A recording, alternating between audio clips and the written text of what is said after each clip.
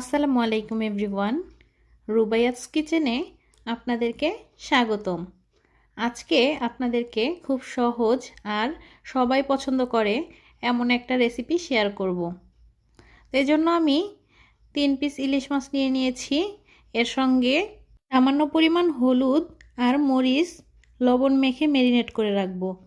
নিয়ে নিয়েছি 3টি কলা। এখন আমি কলাগুলো প্রসেস করে নিব। কলাগুলো একটু ডিপ করে কাটতে হবে যেন কলার সবুজ অংশ না থাকে। তো কলাগুলো কেটে নিচ্ছি আমি। কলাগুলো সুন্দর করে কেটে নিব এবং বড় বড় পিস করে নিব যেন কলাটা গলে না যায়। কলা দিয়ে ইলিশ মাছের রেসিপি সবাই পারেন আশা করি। তো যাদের এখনও এই রান্নাটি শেখা হয়নি তাদের জন্য এই রান্নাটি উপকারে আসবে। বেসিক্যালি যারা ফ্যামিলি ছেড়ে বাইরে থাকেন, যেসব ভাইয়ারা নিজের রান্না করে খেতে হয়, তাদের অনেক উপকারে আসবে। এখন আমি চুলায় একটি প্যান বসিয়ে দিলাম এবং দিয়ে দিলাম 1.5 কাপ মতো পানি। পানির ভেতরে দিয়ে দিব সামান্য পরিমাণ লবণ এবং সামান্য পরিমাণ হলুদের গুঁড়া।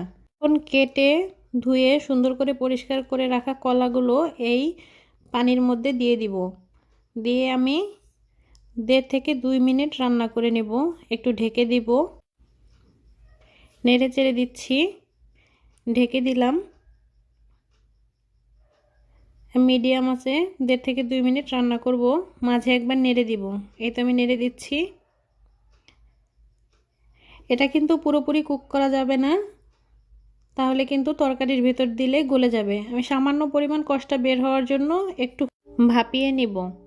এখন আমি চুলায় মাছগুলো ভেজে নিচ্ছি।